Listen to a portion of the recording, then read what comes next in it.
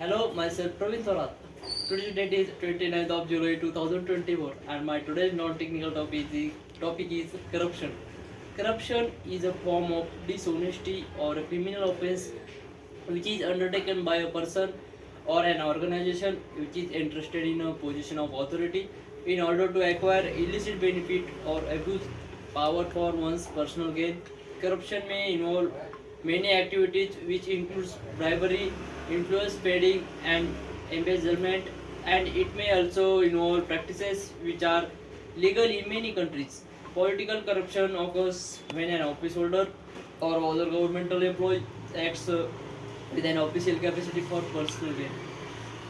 Corruption is perceived as most common in kleptocracies, oligarchies, narco states, and mafia states.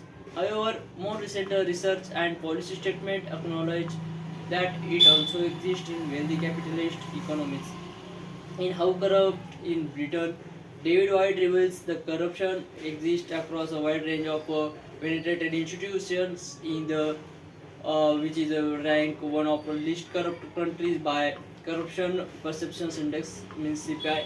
In 2022, speech on modern corruption, USAID Administration Samantha Power stated corruption is no longer just about individual autocrats delivering their nation's way to leverage, but also involves sophisticated transnational networks, including financial institutions hidden in secrecy. Responding to White's book, George Monbiot criticized the CPI for its narrow definition of corruption that surveyed mostly only Western executives about bribery. Similarly, others point out that global metrics systematically under a major corruption of the rich, which tends to be legalized, institutionalized, and ambiguously unethical as opposed to corruption of the poor. Corruption and crime are the endemic sociologic occurrences which appear with regular frequency in virtually all countries on a global scale in varying degree and proportions. Recent data suggests corruption is on the rise. Each individual nation allocates domestic resources for the control and regulation of corruption, and the determinants of crime strategies which are undertaken in order to control corruption are often summarized under the umbrella of anti-corruption. Additionally, the global initiatives like the United Nations Sustainable Development Goal 16 also have a targeted goal which is supposed to substantially reduce corruption in all of its forms. Recent initiative like the Tax Justice Network goes beyond bribery and theft and brings attention to tax abuses. Uh, there are some there are some scales and definitions of corruption. Uh,